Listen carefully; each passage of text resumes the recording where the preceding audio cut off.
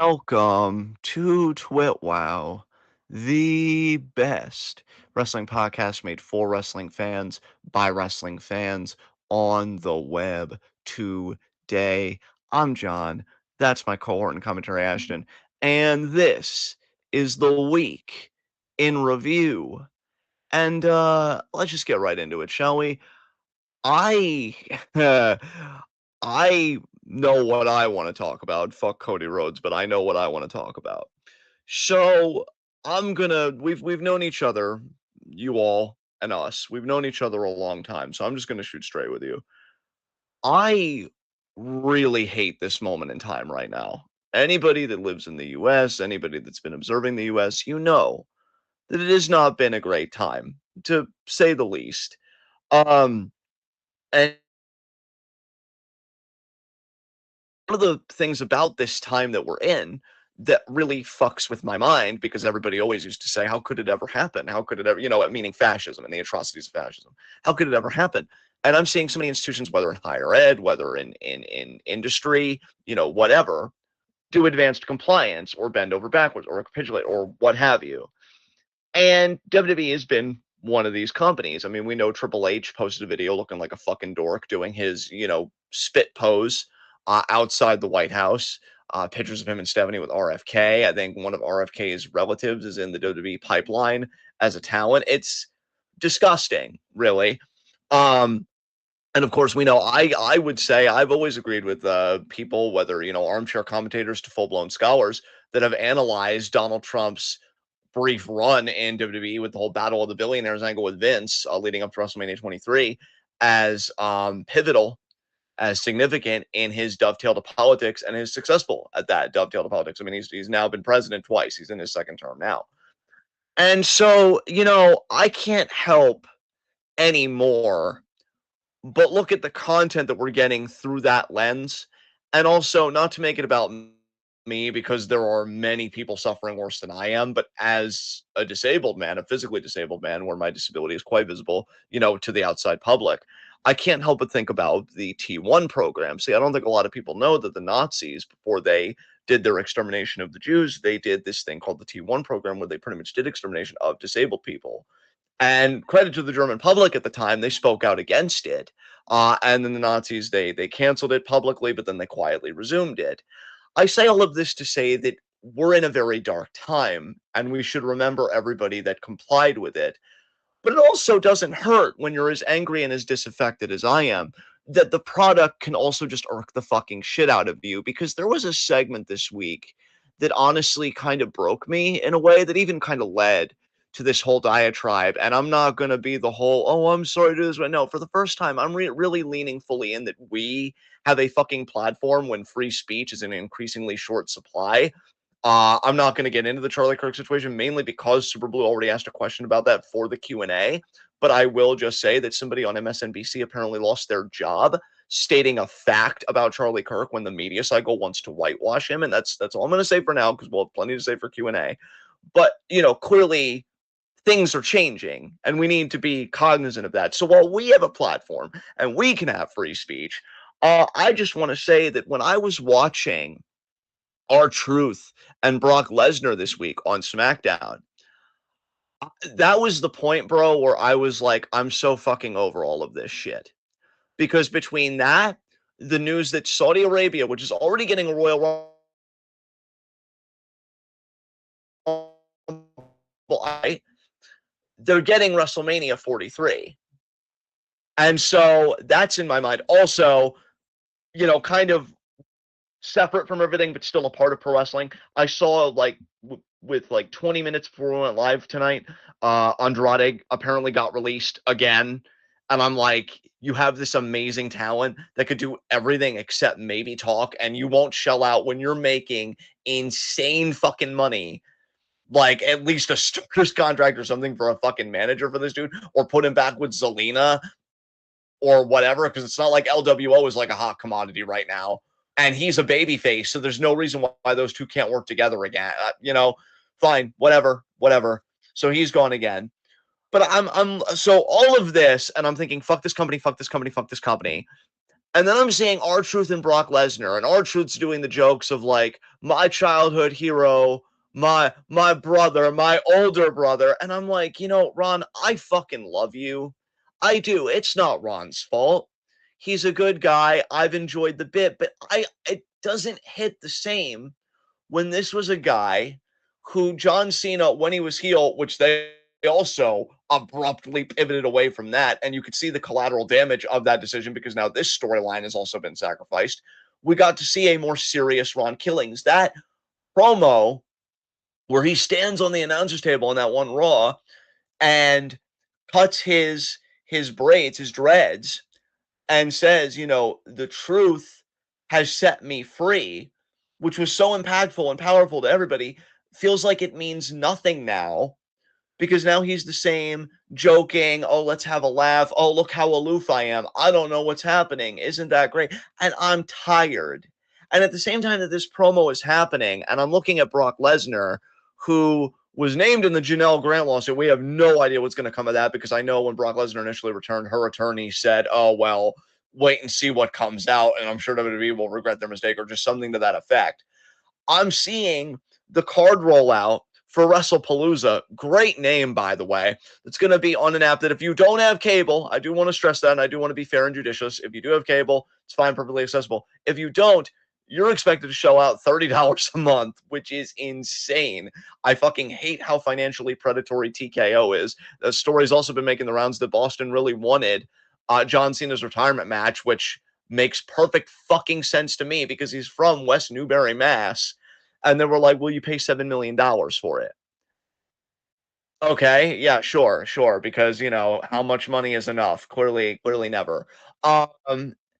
And I'm seeing all of this, and I'm seeing the card for WrestlePalooza, and all I can think is, I do not give a single fucking fuck about, like, any of this happening. I don't give a fuck about Cody versus Drew. I don't give a fuck about John Cena versus Lesnar. I barely give a fuck about Seth and Becky versus AJ and Punk. And I think it's not just the product, though that doesn't help because again, I'm seeing fucking storylines just abruptly cut off and we're going back to the status quo, giving everybody whiplash and you know other problems. It is also the very real political reality we're all fucking living in. And the WWE is almost a part of this normalization process. And I think they should just be held accountable for that because no, you can't just do your fucking shit like everything's no, things aren't fucking normal. God knows, like I wouldn't be surprised if one of these days there were fucking ICE agents outside of a WWE event and fucking snatching people up there. God knows they've done it everywhere else.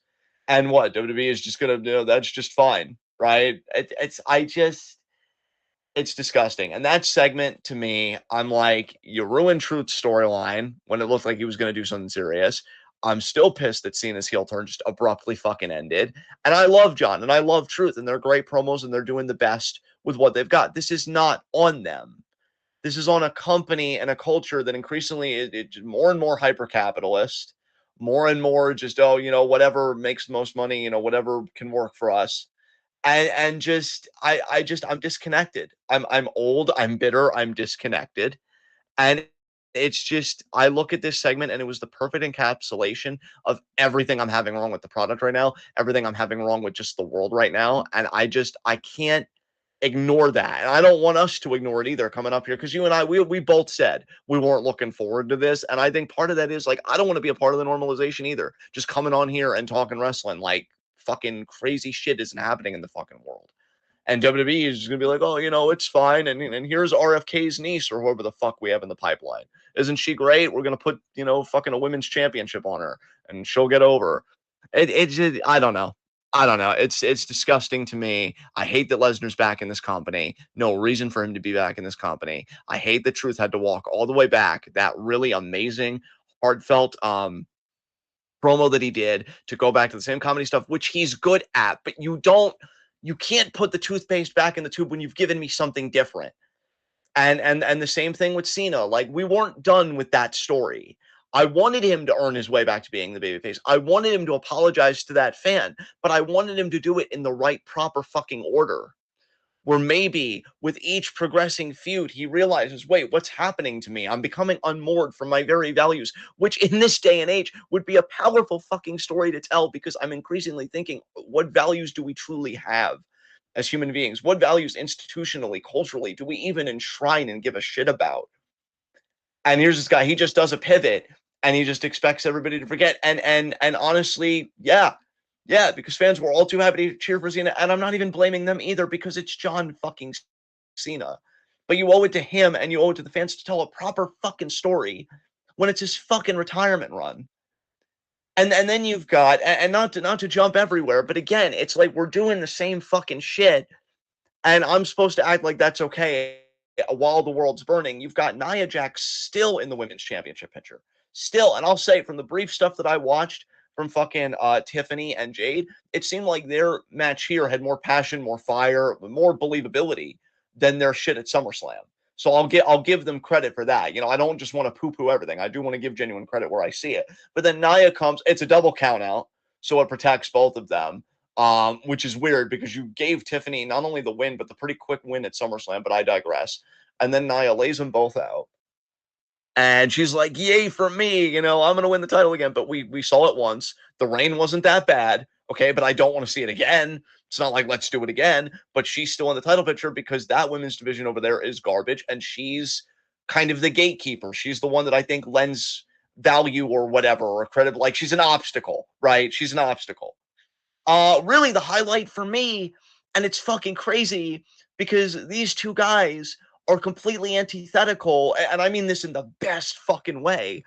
They are antithetical to where, at the very least, the US, I don't want to say the world, I don't want to be hyperbolic, although you could kind of say the world too, but the US is going, and that's Rey Fenix and Sami Zayn had a great fucking match this week. I really enjoyed their match. I thought everything was perfectly fucking executed. Again, Phoenix, I think, continues to be, in my opinion, the best high flyer in the game right now. Sami Zayn is Sami fucking Zayn. Is there anything else? And these are two guys killing each other and killing it, just in general, in a ring, in a company that is kowtowing and is totally, behind a culture and a logic that is just fundamentally counterintuitive, hostile even to either their ideological beliefs or their very identities or both. And that is just wild to me. That is just wild to me. But they killed it. They killed it. It was a great fucking match. But I'm walking around here and I just really have not been right for a while. I have not been okay. I have not been dealing with everything okay. And I can admit that. And I think that's part of why I'm checked out, because I'm like, fuck this company. Fuck this company and everything they're fucking doing. And I don't know. Maybe this rant was pointless. I just felt like I needed to get that off my chest. Partner, I know I said a lot there. You don't have to address any of it if you don't want to. You can just talk about how you felt about this week in wrestling. But I mean, yeah, I did start with the Truth Lesnar segment. So if you want me to give you an orientation point, I mean, did you have any similar feelings to me where you're like, I just don't give a fuck about this, or how did you feel about it? I skipped it. There you go. I mean, is there anything else to even fucking say? Um, yeah, dude, I think even on the whole, just speaking purely from content, because I know I had my rant about society and everything, that's done with, because I don't want to be redundant. But even just from content, it seemed like a pretty weak fucking week. I mean, you and I even said that we thought Evolve sucked this week. And Evolve usually is actually a bright spot, and that's, consistently the show that we watch together and keep up with. I thought the best part of Evolve this week was seeing Heartbreak Drake, Jackson Drake defending that men's Evolve World title. I fucking love Jackson Drake.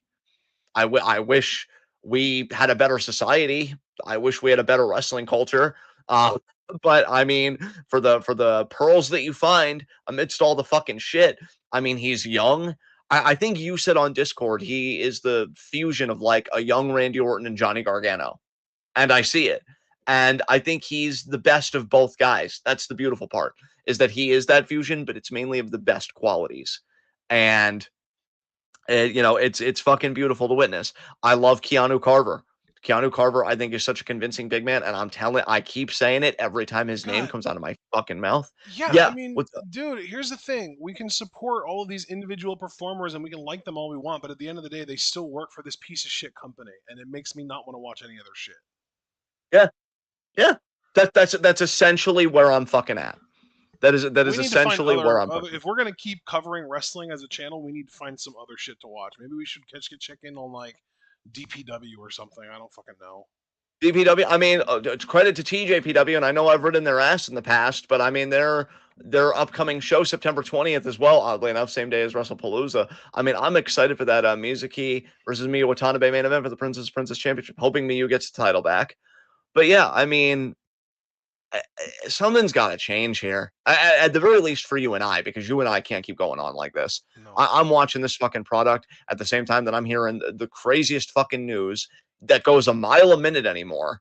That's another thing too. I think like psychically there's a kind of fatigue because it's like news story after news story after news story. I'm still wondering like how that article, if they even had that article for vote yet, the NATO with Poland and Russia. Like I still haven't stopped thinking about that, and that was like a few days old because that was overtaken by Kirk's assassination, which also overtook, by the way, a mass shooting at a school. What was it, in Colorado, that Yep. happened the same day? And it was later found out that the person that did that also was radicalized by white supremacist online networks because it's a fucking epic. We have a white supremacist radicalization epidemic in this country. And until we start framing it with the gravity that it deserves, we're never going to fucking get anywhere.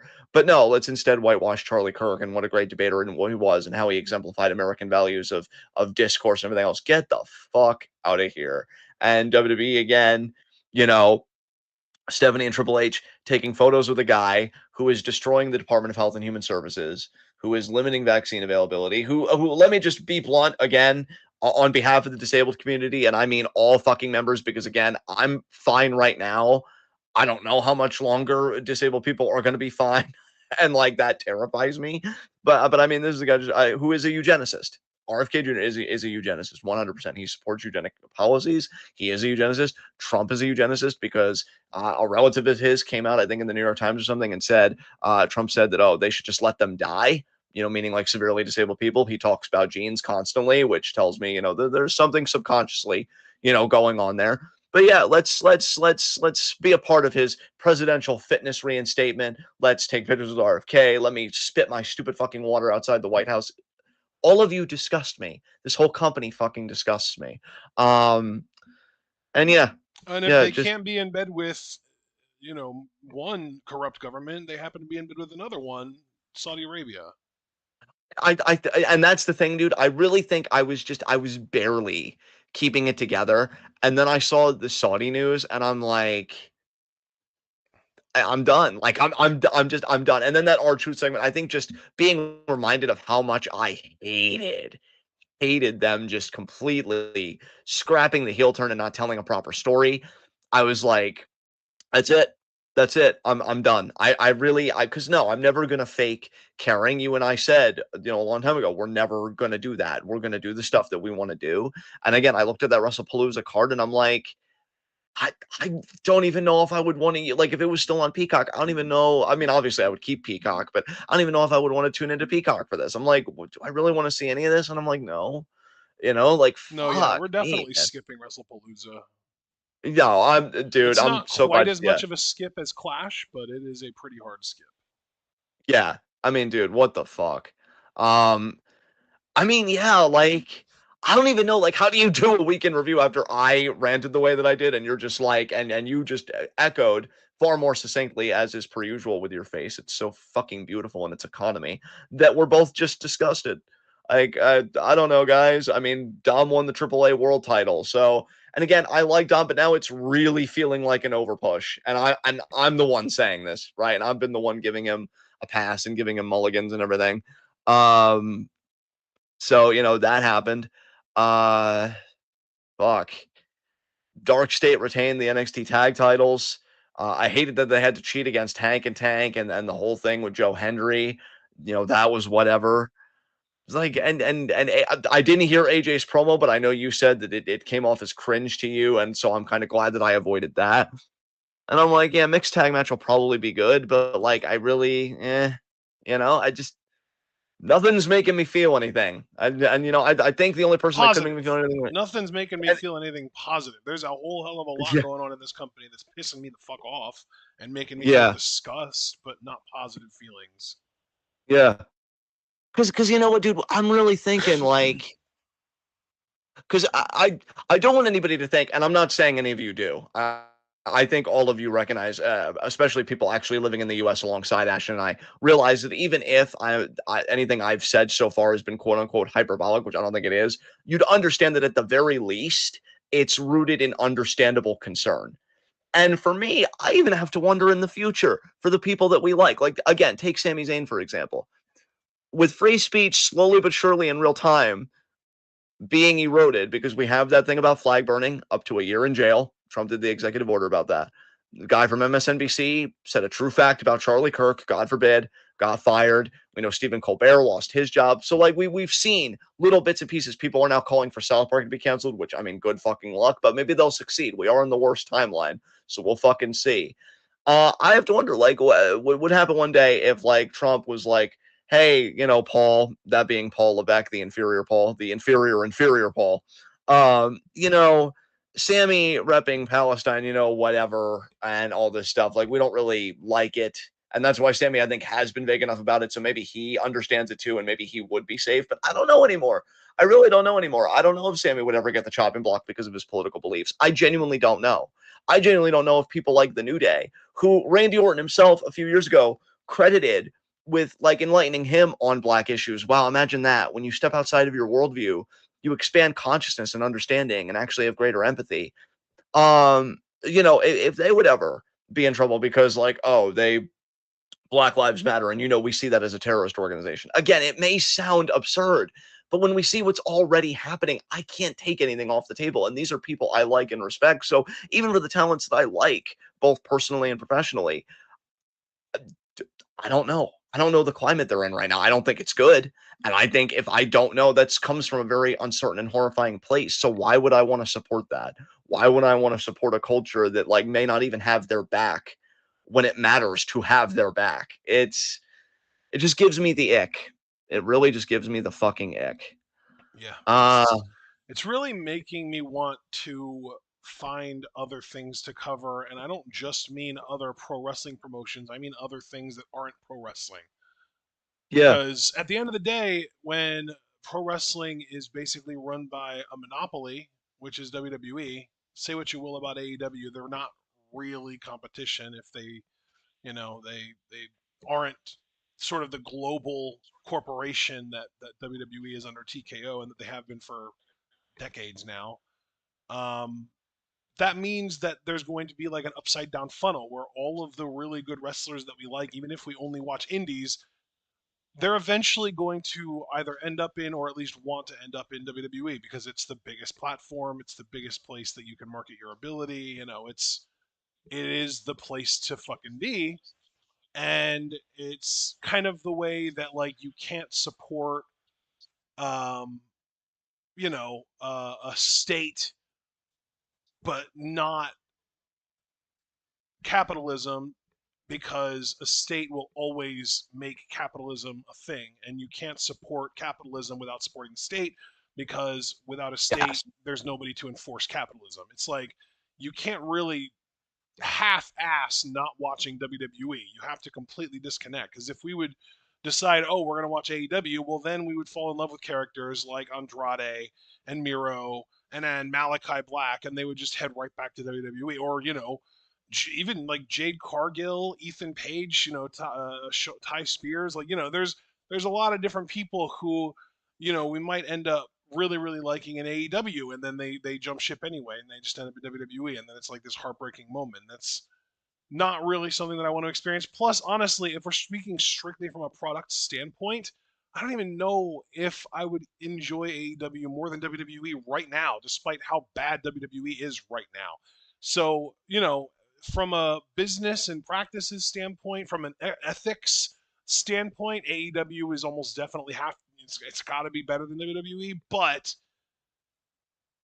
just because something isn't as unethical as another thing doesn't make it something that is 100% preferable to that thing. So, like, yeah, AEW might feel less gross to watch, but then the product is just something that doesn't appeal to either one of us. So it's still not going to feel good to watch either. God, I'm so happy you essentially said what you did about like just the fallacy of lesser than two evils. Yeah. Because if you increasingly choose the slightly superior, but really not by much product, eventually you're going to end up back at the same place anyway. Like all these people for your, and again, to take it back to politics, and again, I'm not going to do all my hemming and hawing. I'm just going to get right to it. For everybody that's like, you got to vote lesser evil, you got to vote lesser evil. Well, look at where we are now, because we never like actually demanded a truly good option. We never really made an infrastructure to make a good option viable. We're just like, oh yeah, I guess that's reality. I guess that's like, and now we're here. And now we're here. And WWE is going to continue to make a lot of money. In the words of CM Punk, when I actually liked him and he was the talk of the wrestling world, we're just spokes on a wheel as far as consumerism goes. We're just two consumers of millions and millions. But yeah, I mean, the Saudi news. I'm like, you got to be fucking kidding me. And already, because that's how Saudi Arabia has always been with their shows. I'm hearing that they want to stack it with legends too. So we would have to deal with Undertaker, Triple H, Shawn Michaels, maybe Austin. I don't think Triple right? H And it's is like physically able to wrestle anymore, but I get your point. Yeah, like I don't know, maybe he'd have a promo segment or something. At the very least, he'd do one of his introductions, whatever the fuck. And they would just trot him out, and I'm like, I don't honestly care. having Well, this much involvement with Saudi Arabia between the Rumble this coming year and WrestleMania the year after that, it honestly feels like it invalidates the entire product. yes. Like, why am I watching a product that is going to ultimately build its way up to a Saudi Rumble in 4 months? And even after that, even if we wanted to try paying attention to the build to WrestleMania 42, I would almost want to disconnect from the product after that, because who gives a shit about watching a product that's only going to be building up to a Saudi WrestleMania? I mean, Yeah. and here's my thing too. I even have to kind of, take this a step further. If we protest Saudi shows because it's a corrupt government, what is the fucking difference between that corrupt government and ours? Exactly. Yeah. And like 1000%. we know now that WWE is openly kowtowing to the fascist government in the United States. So Yes. like, what is the difference between WWE kowtowing to the United States fascist government or the Saudi Arabia fascist government? Literally, what is the difference? Other than like they're based here, and which like who gives a shit? If there would be any discernible difference, fundamentally, it would only be one of degree, not of kind. And that's the Yeah, more and it important would thing be a here. matter of ease because they don't have to go out of their way quite as much to bend their tail or to to kowtow to the U.S. government just because they literally live here and they might just be going along to get along. But we also know that that's not the case either because most of the people in WWE are MAGA as fuck. And I don't just mean the Yes. workers either. I mean the staff. Road Dogg is writing SmackDown, and boy, can you tell. Triple H at the very top is MAGA as fuck. Um, Bruce Pritchard is a piece of shit. Like all of these people that get all this screen time in WWE's little documentaries that they do, like WWE Unreal, yeah, they're all pieces of shit. Every single one of them, not a single exception. Reigns disappointed the fuck out of me after everything, we've kind of been through as fans and everything with his leukemia and his monster fucking run as saying like, oh yeah, I support Trump. It's like, what the fuck? Like, look where you are, motherfucker. See where you are.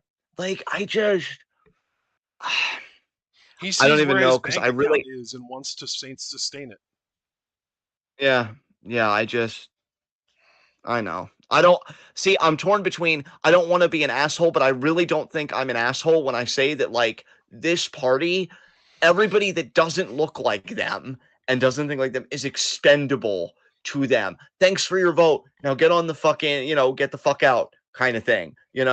How many stories have we seen? Like, oh, I voted Trump and now my immigrant wife's getting deported. And some of them say, even in spite of that, oh, I'd still vote for him. Like, I'm in a fucking clown world and I just want out. And like, to me, art and culture, and I've said this before. In fact, I even had a little mini discussion. Shout out to Luna Corba, aka Shay, in the Discord. We had just a little discussion about it because okay, so just give a bit more context, and I'm not going to go too deep into it because again, I do want to respect Super Blue's Q&A question. But when they were doing the FBI, the oh so competent FBI led by Kash Patel, when they had apprehended the killer, which they really didn't do anything. The father turned him in, but that's minor details. Patel said, "Oh, I'll see you in Valhalla, brother," to Charlie Kirk, which was weird as fuck to fucking say at a press conference, right? And also, it's like a wink, wink to white supremacists and white nationalists because they're all about that like European mythology. This was Norse mythology. I've also heard reference to like Thor's hammer and shit in those circles because there have been periods in my life where I've researched kind of the rhetoric and stuff of the far right. And so, yeah, that was very clearly a wink and a nod to them, which is even more bizarre because Kirk was like a fundamentalist Christian. And, Rotten Butter said, you know, Rotten Butter had said, okay, I have to go up just a little bit, I think. Actually, no, he just said, can we not let them have this? Right? Because it's exhausting. Yeah. He said, "Can we please reclaim Norse mythology? I'm tired of them having it." And then Shay pretty much did an audio recording saying, like, never let them have anything. And this is what scholars and other people have been saying for years: you never let fascists have aesthetics. And to know that they have a foot in with fucking a pro wrestling conglomerate because, oh hey, we're chummy with Trump and we love RFK and this and that. It's like this is why they have a movement. This is why they have any power because we don't smother the goddamn fire. And I already do so little as a leftist in America that I fucking hate myself some days because I'm like, I'm not doing anything. I'm on the fucking bench. But at the bare minimum, I'm going to say when something fucking disgusts me. And yeah, this whole company and everything they've been doing lately and everything they stand for fucking disgusts me. And even before all of this, I was already starting to feel nauseous with like the hyper capitalism, with the prime constantly shoved in our face, and like all the logos and the barricade and like everything. The whole arena was like transformed. I was trying to think of another term. Or I was going to say terraformed, but transformed I think is better anyway. Into one giant ad, just one giant fucking ad, and I'm tired. I think that's really what it is, y'all. Is I'm tired. Ashton's clearly tired, and like I don't fucking know. But I mean, Foster, I want to thank you, Foster, because I know you've been in the chat, and I know we've been going on about the same subject for a while. Thank you so much for supporting us and really for validating my feelings. Because you said that at the beginning. You said, John, I felt the same way for a while now. I promise you're not alone. Your latest message said, every year I have friends over for the Rumble and Mania. I'm almost considering stopping that, and that makes me sad. I understand. Because as I was getting ready to say before I went on another tangent about how fucking awful this company is, um, art and culture are important. Art and culture are really significant foundations to making a better world. And I would even say in times like these, offering resistance. I mean, apparently a Batman comic that's going to be coming out soon, and I know we have our criticisms of Batman a character, and those criticisms I do think are valid. But whoever's writing this Batman comic, I wish I knew the title of it. There is going to be the whole issue is just going to be Batman beating the shit out of Klansmen. And honestly, good for that guy. Whoever, I don't know the guy's name. I wish I could give him proper credit, but whoever is writing that Batman comic coming up, good for that fucking guy. Because whatever you want to say about Batman as like a character, that's at least using a cultural artifact in times of autocracy to fight against that autocracy and speak out against the ideologies undergirding it. Ash and I were watching anime together. I love Dandadan. I think Okarun is such a positive model of fucking masculinity that we need right now. Uh, like it's just so important to see that when masculinity today passes for Trump or Musk or Andrew Tate or that bullshit.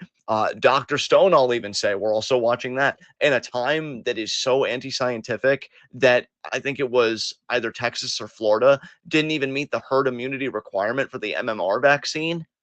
Like, are you fucking kidding me? Are you this was something we defeated. It was over. And then cranks slowly were moving the ball every few inches down the fucking field. And now it's going back to being their world. And it's unraveling. And any major institution that could be speaking out against it, and would it matter if they were speaking out against it? Because we've seen the few universities that do resist and the few cities that do really resist having the National Guard sent there or whatever.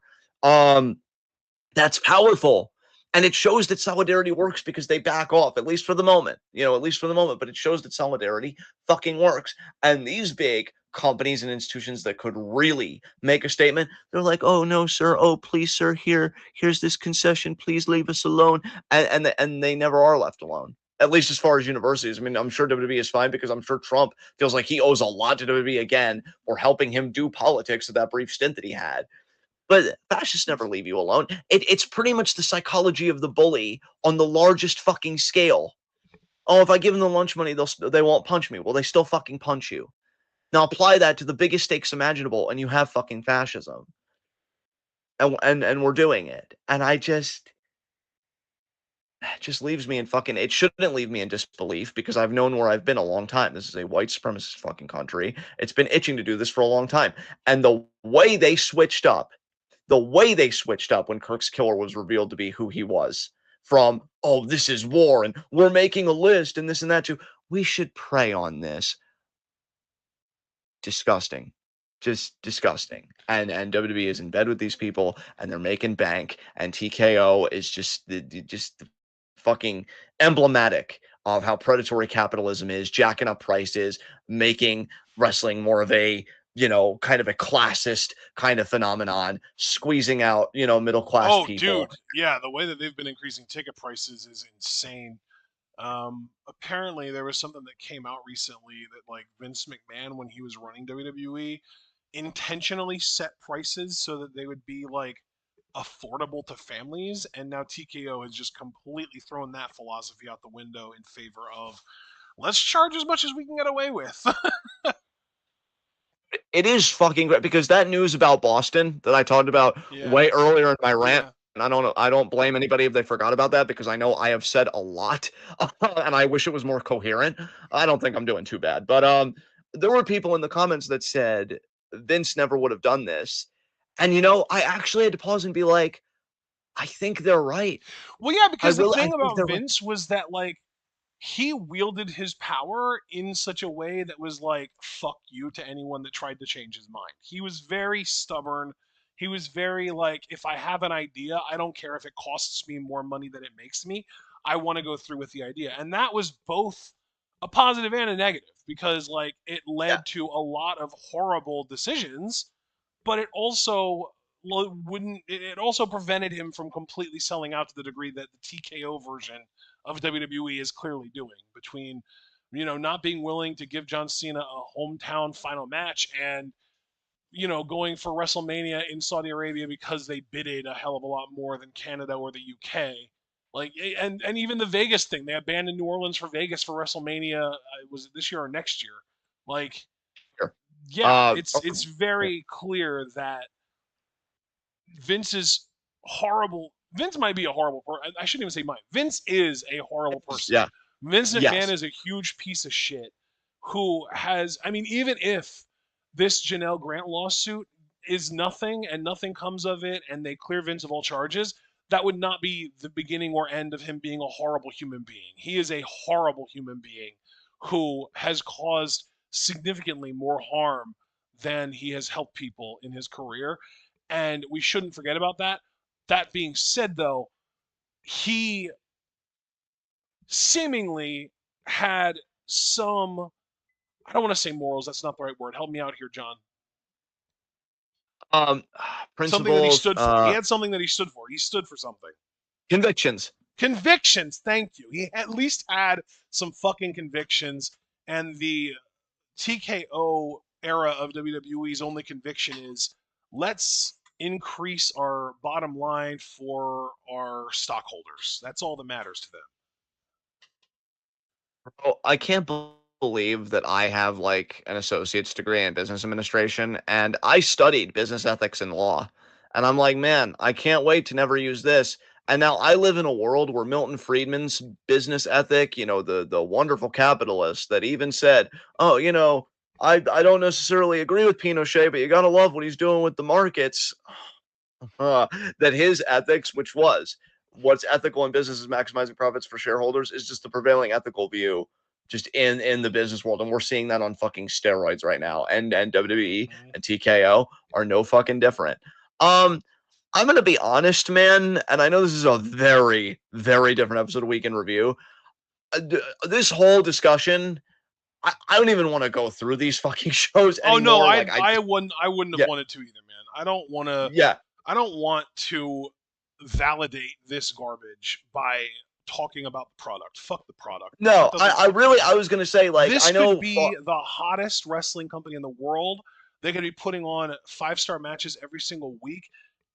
and they could have some of the most compelling storylines in all of pro wrestling, and I still wouldn't want us to justify or dignify or validate the product by talking about it. Fuck the product. The headline of this week in review is our divorce from WWE. Yeah.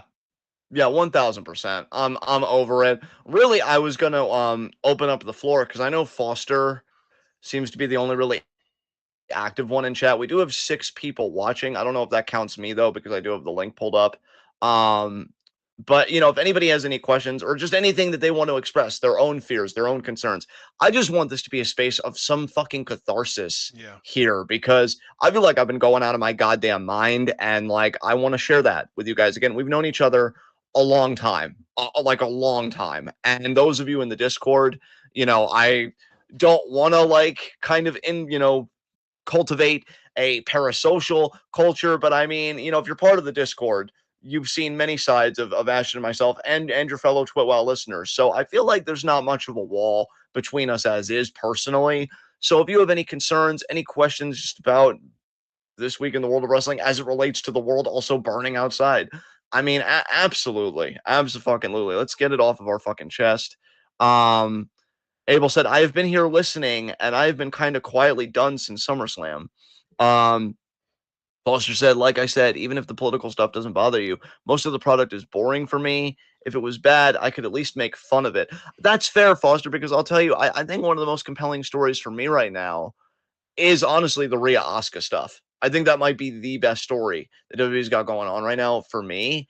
And I don't even know how that's going to I pay off. Yeah, I want to even address this too because like I literally just got done saying just a few minutes ago, even if the product was incredible, I would still want to avoid talking about it because of Yes, how garbage the ethics of the company are right now. And Foster basically just said the exact opposite is true. Even if the ethics of the company were good, the product is still trash. So there is literally just nothing. There are no redeemable qualities in the WWE right now. That is the easiest way of putting it. This company has zero redeeming qualities right now. The only quote unquote redeeming quality is maybe like one or two isolated storylines that they have going on. Like you mentioned the Oscar stuff, and that's great, but like that's also happening on a show that feels completely invalid to me because again, they're building this shit up to Royal Rumble in Saudi Arabia in January, and that is gonna lead us to the WrestleMania thing. And like I don't wanna like I said, I don't want to validate it. You know what I mean?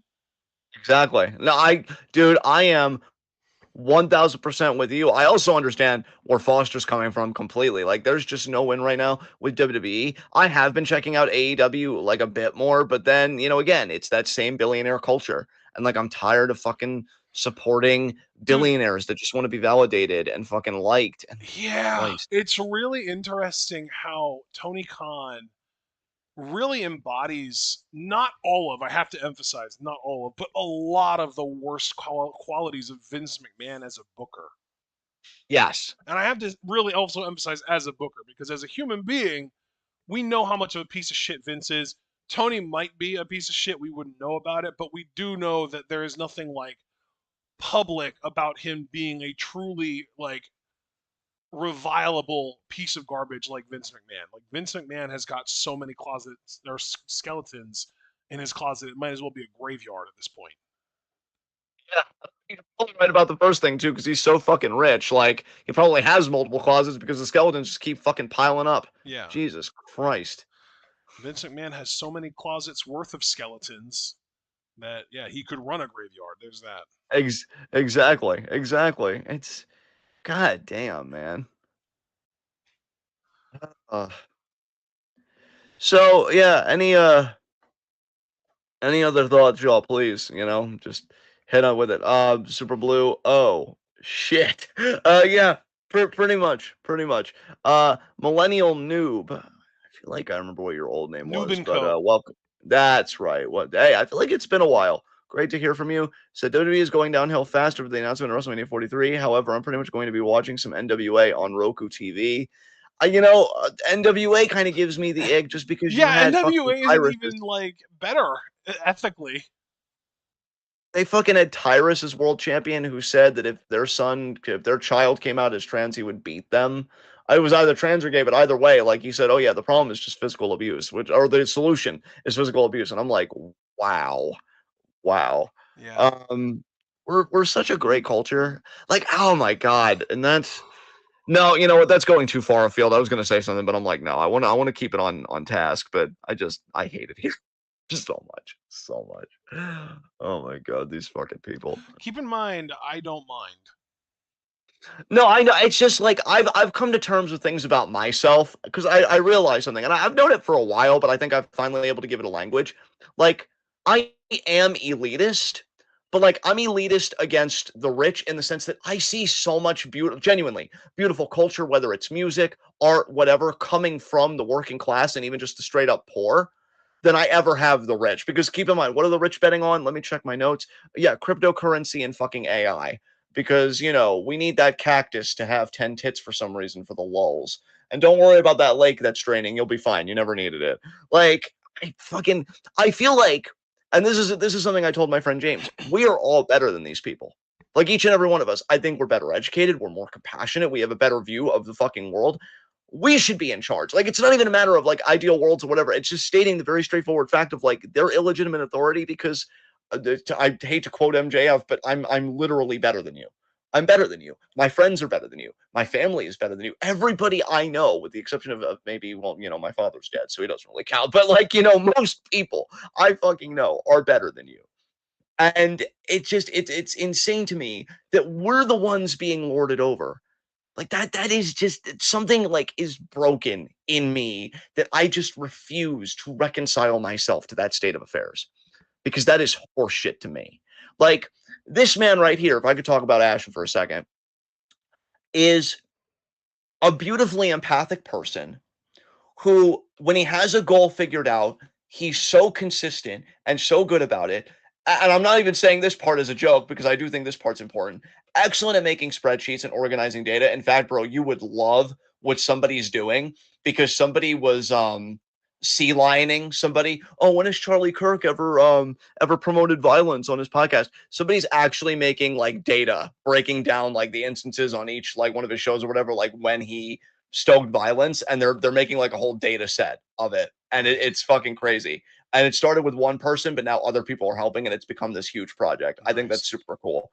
But like Ashton, empathetic, educated guy, and educated in the sense that he's open fucking minded. Because I had a Facebook post recently where I'm like, I hated this idea that Kirk was treated as a debater. He wasn't a fucking debater because the ethics of debate are you're open minded, you're open to learning. Oh, I didn't think about this from that vantage point. You know what? I concede. I'm going to learn from that. He was a grifter. He was a guy that had the same talking points. And when somebody would catch him, which was fucking often, by the way, which is why they tried to debate college kids, him and Shapiro, and even then they would get their asses fucking blown out. He would fall back on whataboutism or essentialism or some fucking bullshit.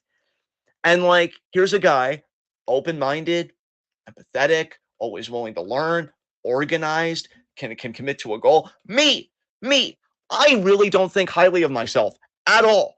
At all. I actually think I'm pretty terrible, if you want the truth. And yet I still think at the tip of my fucking pinky, I have better political acumen than these fucking people.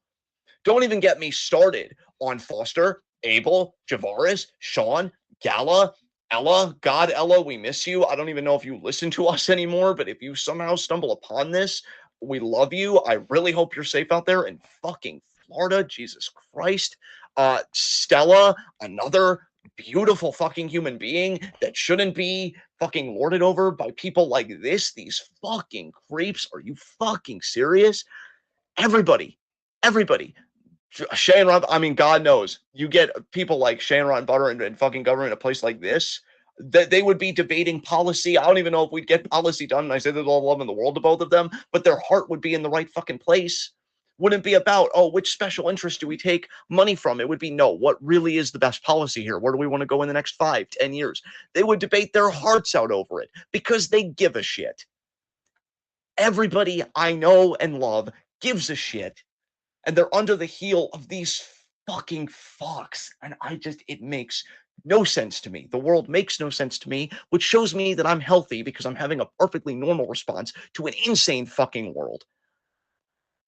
And fuck this fucking company that just wants to come out and act like everything's fine. Because if Sami Zayn was to speak his fucking truth about how Israel is just a fucking rabid fucking entity, striking and bombing everybody, taking out Yemen's government, fucking striking Qatar, which was just fucking insane, going after Syria, which that's been a long-standing thing. Obviously, not to bury the fucking lead or anything, fucking genocide in Gaza, which there was a flotilla that was floating out to try and provide aid once again to Gazans who are fucking starving. Because remember, famines are always politically instituted. Famines don't have to happen. Famines happen because some power somewhere wants them to fucking happen. And Elon, because he's just that bastion of free speech, right? All these alleged free speech absolutists. Oh yeah, we got to bring free speech back. He terminated their account, the flotilla account that I guess gave What live is a updates on their flotilla? progress. It's like, I really don't know in exact terms, but my understanding is it's like a ship that I guess provides like aid or goods, right? Greta Thunberg was on one. She might have even been on this one that got their account terminated. And there were people that were like, oh, I hope Greta gets struck by a missile. And oh, speaking of Israel and the IDF, there was actually a picture of an IDF soldier that wrote on a missile meant for Gazans in memory of Charlie Kirk. Because Charlie Oh, Kirk once said, apparently yeah, it's from Spanish, so it would be flotilla. oh, I apologize for my mispronunciation, but yes, yes, yeah, and just it's crazy. So yeah, the IDF soldier in memory of Charlie Kirk, because Charlie Kirk once said, "Oh, the things happening in Gaza, that's on Gazans. The same way what we did to the Japanese, that's on Japan." Which, I mean, just running that unhinged meter fucking up. Jesus Christ. It's actually gotten to the point, guys, since we're making this more of a conversational thing. Like I even talked to my sister about this, so I'm not telling you guys anything that I haven't told my family. I'm really thinking next year, if I'm still here next year, and then the country's still here next year, of joining a socialist organization in my state, because I am so fucking tired of being on I need to do something, or I'm gonna go out of my fucking mind. Like, and so yeah, they do. Now it's up in Manchester, which is like the capital of New Hampshire, and so it's a congested city. But they work at a homeless shelter every Sunday, which is convenient because that is my day where I just do everything. Ash and I kind of do our own thing on Sundays, and I may spend some Sundays doing that. I would very much like that. I would very much like to think that I am doing something to counterbalance all the fucking just awful shit in the world. And so that's because I don't want to be completely down or negative. I think we all have the power to do something, even if it's a little thing, even if it's a kind fucking word. I'm not saying fight the power or change the world. I do think that time will have to come eventually, but I think it begins with the kindness that I know we all have. And I'm still trying to figure out, because I'm seeing so many young men being fucking lost to this shit. I'm trying to figure out, what does de-radicalization even look like? And I feel like you and I already found the answer when we said it's materialist, right? It's UBI, it's housing, it's healthcare, and that's true. But there's got to be something else we can do when those things aren't going to immediately happen. And I'm trying to figure it out, and I can't, and it sucks, because more people think that this is the answer. More people think that Nick Fuentes, who is now like the guy that I'm really fucking worried about, and I've been fucking worried about for a while, is the answer. Oh, he's right. I'm a disaffected white guy. The world's forgotten about me. So I need to go and I need to hate everybody else, when it's like, it's class war, because the billionaires are profiting off of your racialism. Also, just a quick funny side note while I'm thinking about Charlie Kirk. Apparently somebody saw on Steven Crowder's Twitter that the day before Charlie Kirk got assassinated, he said he was the #2 right-wing podcast. The day after Charlie Kirk got assassinated, he changed it to #1. And I'm like, wow, Wait, who did that's this? subtle. Steven Crowder, Oh my fucking god. Steven Crowder, who by the way, shame on the Wall Street Journal, because this is another thing I'm not liking. We always knew corporate media was fucking trash, and now corporate media may just become state media, as in the media of the party leader, that being Trump. Because again, I already said about the firing of MSNBC. We know that some mergers are happening with some media companies that are very concerning. I heard from Secular Talk that's Kyle Kalinske. I would check him out, because he's not like far left, but he's left enough where I'm like, you know what, I fucks with this dude. Um, he said Barry Weiss, who's like an unapologetic Zionist, she might be like leading programming potentially at like CNN and some other company. And it's like, oh God, well, how bad are the Zionist talking points going to, fucking be after that? So I say all this to say that when they were trying to figure out the whole thing with the shooter and the bullets, Steven Crowder had said on a show, oh, somebody from the ATF told me that the bullets had Antifa and trans ideology on them, and fucking Wall Street Journal ran with that fucking story. Oh my You're god. really gonna print something that Steven fucking Crowder, Mr. I verbally abused my wife, who's barefoot and pregnant as she should be in my mind. You're gonna run with things that he fucking tells you. Yeah, that's quality journalism right there. That's really vetting your source. Fucking alt-right Okay, MJF let's over here. wait. I'm sorry. Say that again, bro, because I did not hear you. I said fucking alt-right MJF over here. Yeah, dude, nailed it. I still can't believe that he let his voice to be Brain on Arthur. That will never not fuck with me. I told my friend Carly that. She was like, "What? What?" And I'm like, "Yeah, it happened." I think she was almost as shocked about that as she was that Americans know who Caillou is. Let's catch up on yeah, Foster. Yeah, you and I had a hive mind moment there. Let's catch up on comments because I think the last one I read was Foster. He did have another one much earlier where he said, like, I haven't watched Raw or SmackDown in weeks. I miss Lyra, Jay, Roman, and others, but it's almost not even worth it. Sir Blue said, oh shit, yeah, okay. So actually, the last one I read was Millennial Noob. So let's go. Super Blue, this is really happening all because of Saudi Arabia and fascism. Well, that, and I think we're just unmotivated by the product. I think it's everything. It's everything. Like pro wrestling on offer right now is not really compelling to us. I would say the best thing going is Joshi, and really I should even say it's like 1A Monty Gold and number 2, I guess, Stardom, because I don't think Stardom's necessarily earned 1B status for me yet. We'll see how they treat Momo versus Saya Kamitani. I am actually very much looking forward to that match. I'm very curious about it because Momo Watanabe might finally become the world champion. Caster Sales. We should just This may start be the beginning. watching more Joshi and give up on Western wrestling entirely, honestly. It is tempting. It is tempting because TJPW, depending on how this show goes, they might be making some moves where I'm like, okay, I see you. Cash Sales said this may be the beginning of the end of a cycle. I say this because society as we know it may be coming to an end. I've been saying for a while more optimistically that we may be entering a new epoch in world history. And what Nepal is doing right now, everybody should take faith and heart from Nepal because their citizens, dude, did you actually, let me ask you, dude, because you and I haven't caught up all day. And usually we do our catch up during games, but this is a very different kind of episode. Do you see the recent stuff that I posted about the Nepal situation? Because it is fucking crazy in the Yeah, best way that what's they happening over there. decided on their new leader via Discord. Yeah, and the military ratified it, bro. That's what's even fucking crazier to me. Is like, yeah, this was a legitimate election. We're doing it. Like, holy fucking shit. So, power to the people of Nepal, baby. Like, that has been one thing to put a smile on my face. And I haven't heard about Indonesia in a while. I want to get an update on them, but Indonesia has also been clashing with oligarchy. So, yeah, as we know it, yes, but as we know it, and I'm not saying you're doing this, Caster, but I just want to really be emphatic that as we know it shouldn't be in a doomerous sense to me because society as we knew it already, let's be honest, fucking suck. Neoliberalism fucking sucks because there were still a lot of homeless people, a lot of hungry people, a lot of people dying, preventable deaths. And I don't want to act like, that was the bee's knees because it fucking wasn't. We always could have done better. Now I think we're in a position where it's either do better or die, and that's really, I mean, I don't want to put it in too stark terms, but again, that's how I feel. Super Blue again. My sister is not watching the Royal Rumble because Saudi Arabia is getting that in WrestleMania 43, and she loves the Royal Rumble. Yeah, this gave a lot of people the ick, and understandably so. Super Blue again, since they brought Brock back, WWE has slowly been harder to watch for me because of the capitalism thrown in our face. Bro, big same, even before Brock. I told you, the capitalism thrown in my face moment was ad after ad after ad after ad after. It was like the stadium was converted to one giant ad. And Silver Blue said, I've been giving PBS money every payday to do something to fight back. You know what, Silver Blue? Proud of you.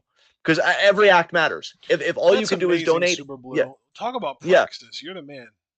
yeah, absolutely. No, I'm not about to, and I know Ashton isn't either, discourage anybody's praxis because if it's all you can do, the important thing is that you did something. Because let me tell you, there are a lot of people that do worse than nothing, and we're seeing it right now. We're seeing it in real time. So I'm proud of you, Super Blue. That's fucking awesome.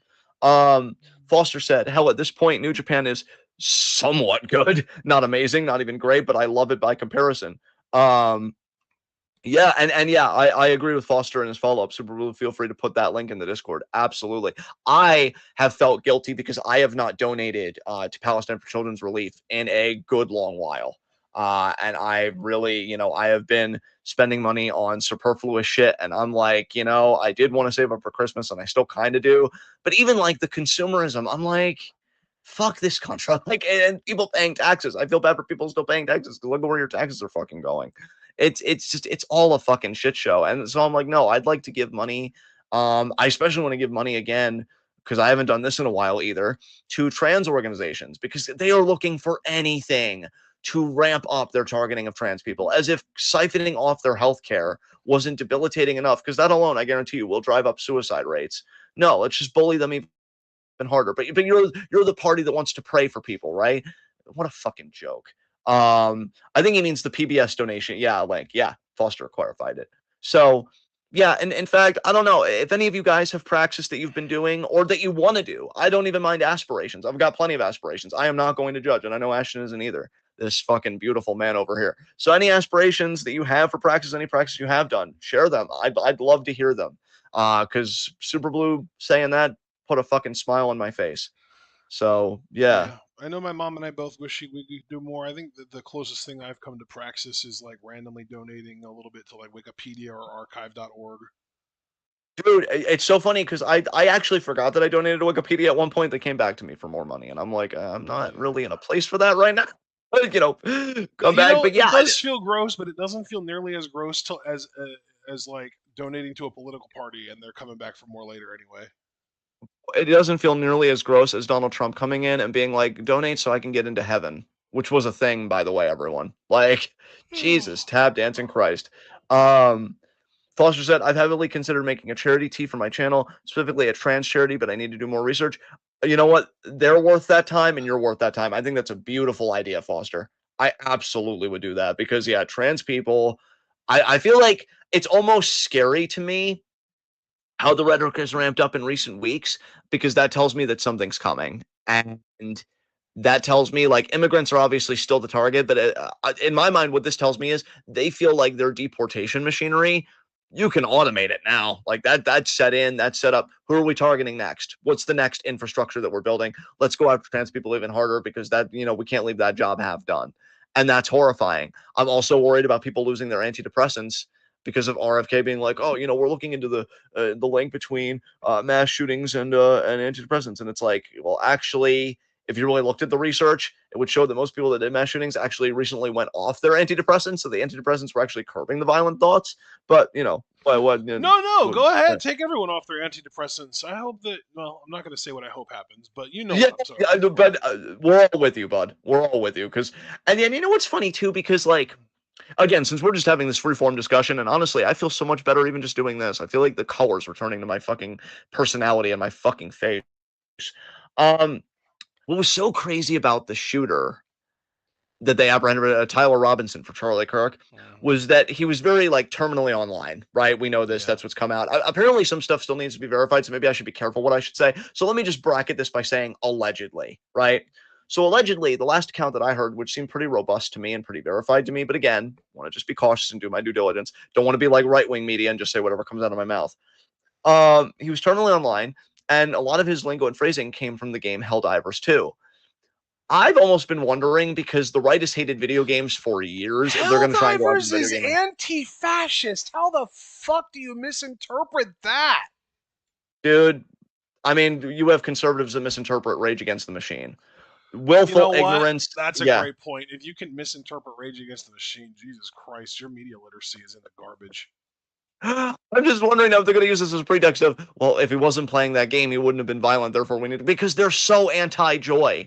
They're so anti-joy and anti-life. They're pro-birth, anti-life. Yeah. That like any joy, it's like, are you having fun over there? Well, fuck you. We're taking it How away. Oh, fucking but dare you? exactly. You're having fun instead of earning fucking profitability for a billionaire. You fucking shameless cur. Die on the street where you stand. And I liked his yeah, delivery on that. Great job. I mean, it is my tone. But yeah, I like again, it is crazy that we're living in a time where I would understand if anybody would check me and be like, John, I think you're just letting it get away from you for a little bit, but we're living in such crazy times that I don't even know if that exists anymore to me. I should say to me, because it is just wild out here. Like, it is so funny that I look at Cash Patel, who looks like he's constantly constipated to me, and I'm like, they don't give a fuck about you. Like, I can't believe these people can hear the rhetoric of white supremacy. Like, fucking, that also reminds me, Vivek Ramaswamy, who is cringe as fuck, when he went on Ann Coulter's podcast, and she told him to his face, I wouldn't vote for you because you're not white. And he's like, and then he said, which I thought was the most pathetic thing I've ever seen. And again, I'm me. I've had my pathetic moments. He said, oh, that's okay. I understand. Jesus Christ. Oh, God. Oh.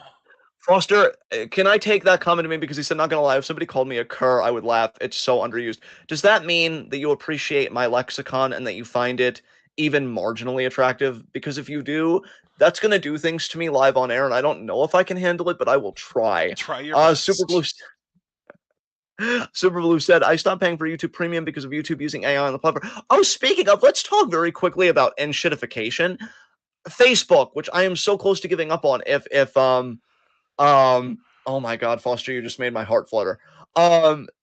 If all my friends weren't concentrated there, I would give up on it. Facebook changed their fucking filters. I used to love using Facebook filters when I wanted to look for a post or something of mine. They removed the post section of filters. They decreased the number of their filters. And I'm like, wow, way to just completely fucking lock me out of one of the best parts of my Facebook experience. And then to be honest, I'm not totally rocking with the new YouTube player. I miss when it had an actual fucking replay button. And it just, on the last few videos I've watched, I've just noticed that it's just fucking gone. Why do websites constantly tinker with their shit? I actually saw a YouTube short recently, and I actually wanted to share this with you, bro, and I never got around to it. I'm glad that I remembered it. Where somebody was like, this was YouTube in 2006. And all of the comments were like, man, how great was YouTube in 2006? We didn't know how great we had it. Remember star ratings on YouTube? Like, I actually forgot that star ratings was a thing because we've been in like this kind of new era of thumbs up and thumbs down for so fucking long. I forgot star ratings were a thing. It blew my fucking mind. I was like an old person seeing electricity for the first time. What the fuck is this? And it was like, yeah. And then I also miss, because I actually forgot this was a feature when you could do like a video response for a comment. I miss that shit, man, because I think it was so much easier to get in like conversations back then. Why do websites always tinker with their fucking shit? See, this is why socialism needs to win. Look, there are plenty of legitimate fucking heart-swelling, beautiful reasons why communism needs to win. But man, make no fucking mistake. There are petty reasons communism needs to win too, okay?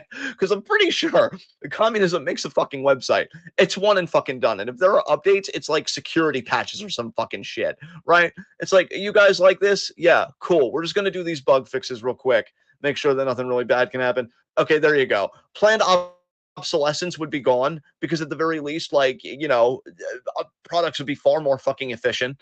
It wouldn't crap out so that you would have to pay more because that whole concept would just be fucking, again, obsolete. Yeah, just petty fucking reasons. People not having constant anxiety all the time. People actually being able to, I don't know, enjoy their lives whose spans are increasingly decreasing because we live in a shithole that's just completely destroying the social safety net and being like, I don't know, austerity gives me a boner, so let's do more of that, huh? And then even the fun thing, circling back to pro wrestling. Hey, can we go to the wrestling show? Oh, sorry, Timmy. I know you got good grades and everything, and I promised it to you, but tickets are now $700 for the nosebleed. So, no, no, yeah, yeah. What a wonderful fucking world we live in, where even the treat economy, that thing that you had to just kind of distract yourself for 2 fucking seconds that the world was burning, even that's pricing people out. And then I feel bad for people with data centers in their fucking state because Super, I'm gonna need you to contextualize how could who say what because I'm talking a mile a minute here and I can't even keep up with my own face.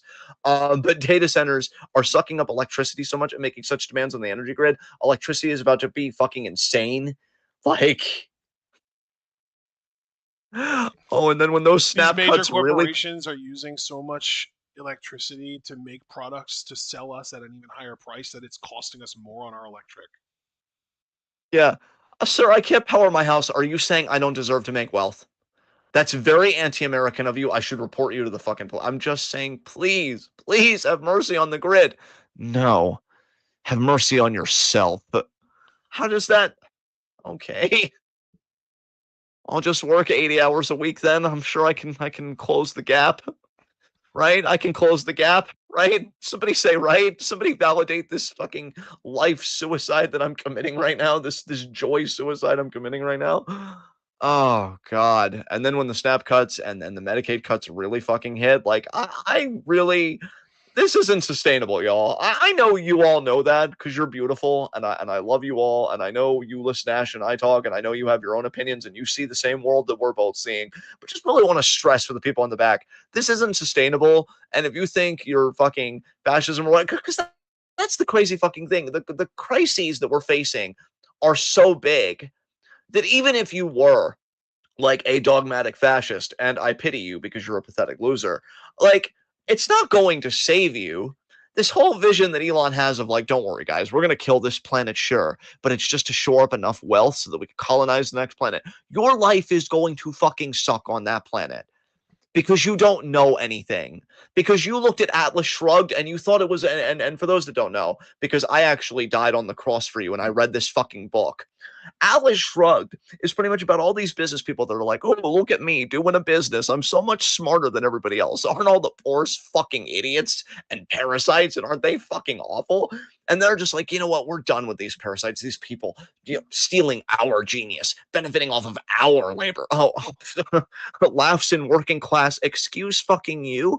So they end up going because, the mysterious man, I am John Galt, the ultimate entrepreneur that knows that wealth is good and that these people, you can't coexist with these people. You need to sever from them and start your own society. They do. The end of the book is all the rich people go to this island to rebuild, right? With all their ingenuity because worker, employee, what's that? And while the old world, all the lights go out, and apparently it's a whole collective suicide because all the billionaires left. As fucking if Ayn Rand, by the way, collected Social Security in her old age. So much for that like libertarian egoism you had going on there. You fucking crotchety fucking bitch. Fucking so she writes that, and these people look at that and they're like, based if true. Actually, wait, it is true because I'm a billionaire, I'm me, and I could be this book. I could be John Galt. And now they're gonna go and try and do it on Mars. Good fucking luck, you gaggle of fucking fools, because life is going to suck for you. And I won't be there to laugh because I'll be on a burning planet, no doubt, with you trying to make me internalize that I shouldn't have used too many plastic straws. And the last thing that I hope to do before it wipes me the fuck out is laugh at you that you dug your own grave, because that's the funniest fucking thing to me. These ideologies that are winning, that promise salvation, oh, salvation through vengeance over people that have no effect on your material conditions whatsoever. I know that I'm gobbling up all the wealth and resources, but did you see that person transition? Oh, of course. But the death knell of Western civilization, a trans person quietly living their own life. Oh, heaven forbid. And it's working, and it just aggravates me that it's working, but it won't save them because they'll go to Mars and they'll do their shitty fucking shit. They'll go somewhere else. I know Peter Thiel would love Greenland to do his libertarian patriotish. Hey, why don't you check in with Javier Milei and see how anarcho-capitalism is doing over there? It's swell, fucking swell, just great. Yeah, Anarcho-capitalism, so like capitalism. exactly. Or laissez-faire capitalism, if we're going to be brutally fucking honest and not try and make terms be like, oh, see, we're radical because we have anarcho in the title. The same way Hitler's party was socialist because it had it had socialist and national socialist. See, it all works because the word is what it is and they use it. So clearly they're using it in good faith. Right, right, right, right, right. I just wish these people would stroke out, and they're not stroking out. And it's like, what the fuck? Uh, oh, God. So yeah, they're going to do their whole laissez-faire capitalist wet dream, and it's not going to save them. And then they're going to think, oh, but we can use our collective ingenuity, right? What ingenuity?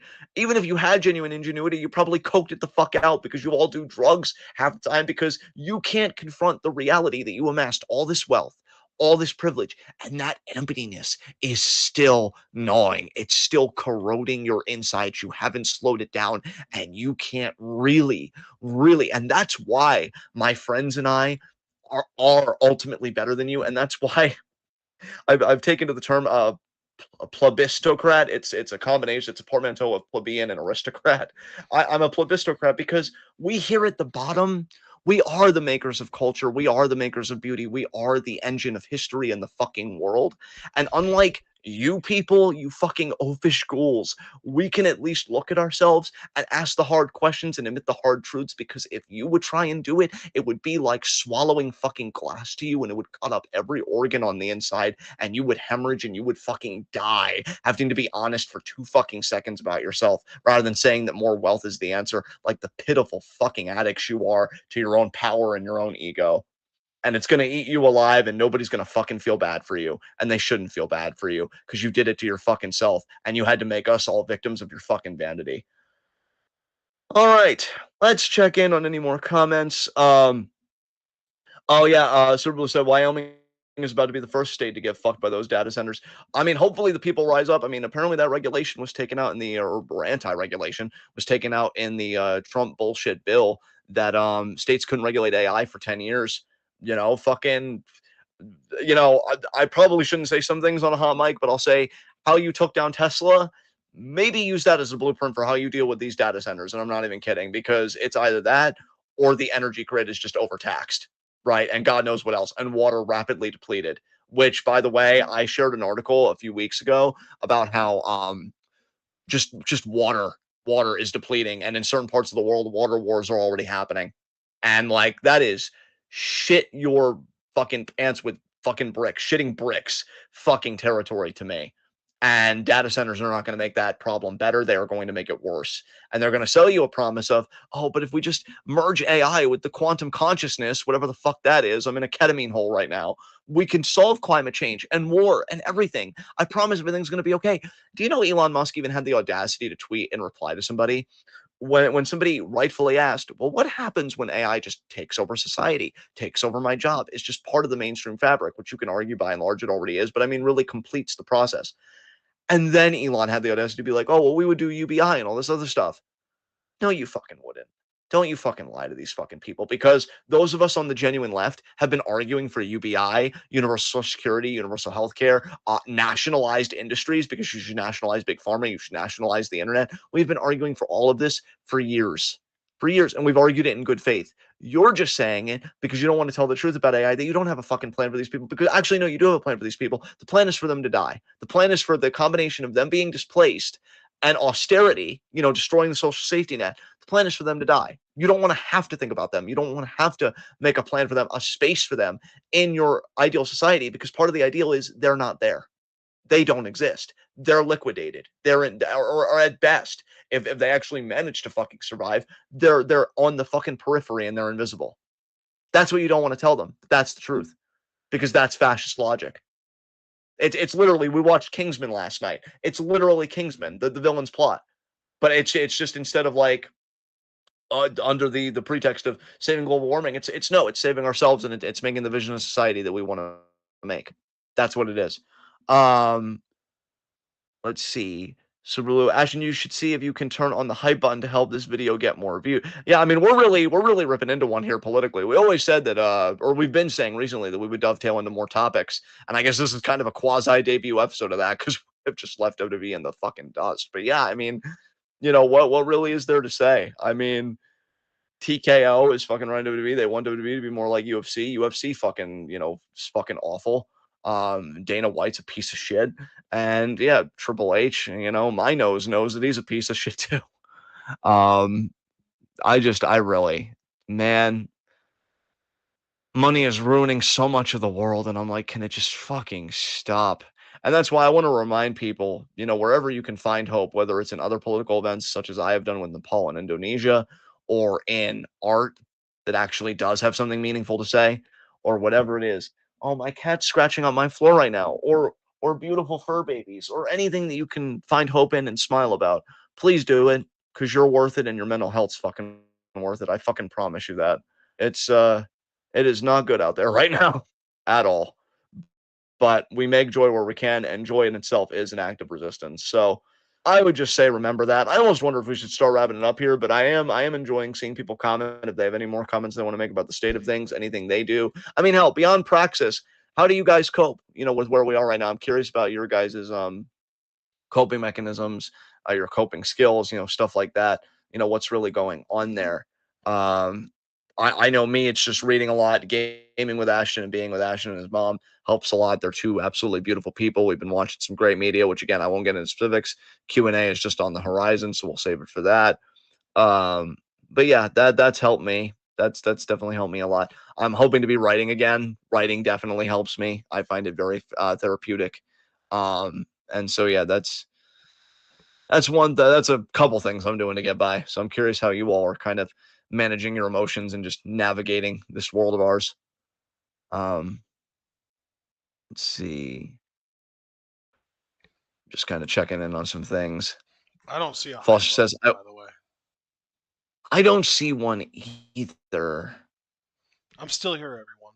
Yeah, yeah, I'm still here as well. Foster says he Oh, watches they anime know. and They writes know you're here. mainly. You're the one that's been talking the whole time, bro. Oh yeah, that's absolutely true. In fact, I apologize for that. Is there anything you've been wanting to say this whole time? I mean, you have great opinions, I so don't really have your anything to face add wants to to share me. the discourse now. All right, fair enough. Fair enough. I think we're getting ready to maybe wrap this up. I don't even want to do high spots, low shots, and I apologize to Abel. I know he loves that segment, but I'm done. If we're gonna make a break, we need to make a full fucking break. Yeah. So anybody wants to comment anything, feel free to do so. Um, okay, so cash sales, he mainly copes through media, completely understandable. Again, I'm the same way. The Super Blue made a Terminator joke. Yeah, I mean, we'll see Super Blue with that AI. It could really go either way. I feel like. Uh, so yeah, I guess let's wrap it up. Let's go home. It's almost midnight anyway. Abel said, John has been true vocal aggression this video. God, man, I'll never get used to that name being used in that context. I'm just used to it just being just a standard YouTube username. This video, and it has been a treat. Well, Abel, your existence is a treat to everybody that's privileged enough to know it. And I love you very much. And I extend that love to all of you. Thank you for those of you that stood and listened to this. I was actually surprised that we remained steady viewership at like 6 or 7 people. It's not like the end all be all, of course, but I mean, it means something to me because you guys stuck around for us just talking really nothing about wrestling. Maybe like the beginning was wrestling, but then after that, it's just like, okay, well, let's talk about things that actually matter and what's going on in the world. And, there you go. So I really appreciate you guys for sticking around. Please leave a like. I wanted to even Uh, ask you if you wanted to do anything about this situation, like if you wanted to change how we handle week in review, or if we just want to kind of come on here and have similar episodes to what we just did tonight going forward. I really wouldn't mind. I almost want to rebrand it this week in the world of the world. But no, I wouldn't mind if we just did this again next week, and it could even be a more freeform thing. It doesn't have to be like all heavy. We could, but again, I never want to like spoil a rotten butter Q&A question. But we could talk about like things that we're watching and doing. We can exchange, stories. Whatever the fuck. Like we need levity, but I think we also need to get real about where we I are in mean, history right now, we where have we are our as a country. quarterly Q&A coming up on what is it, like the 27th, I think? Yes, that 25th. should be It's the right. 25th. Yeah. So that's between now and then we only have one Saturday. So we could do this next week, and then we have Q&A the following Thursday. Do we want to just ditch quarterly Q&As and start doing weekly Q&As and just limit people's questions? You know what? That sounds like a great idea. Like in place Yeah. of TWitWoW in review, we could do like a weekly Q&A every Saturday. Sure. Yeah, absolutely. Absolutely. Hey, I appreciate you saying that, Super Blue. Super Blue said video games help him, and listening to us helps as well. That means a hell of a lot. Thank you.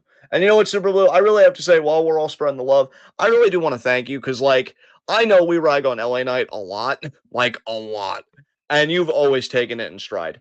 And I really, really appreciate that. That's why I've always said, like, when he gets like a world title match or something, I'm like, well, I wish Super Blue luck. Even if I'm never personally rooting for LA Knight, I know you're a fan of the guy, and I just always appreciate that you take it on the chin. You're a sport, and you never like take it out on us or on other people. Like you keep it to the wrestling, and I really do. I really really appreciate that because damn well not all fans are like that. So you're a good dude. You're cut from a fine fucking cloth, my friend. Um, Paul said, I do have friends that make things easier. Well, your beautiful face deserves it, and those friends are very lucky to have you in their lives, Foster. I know that for damn sure.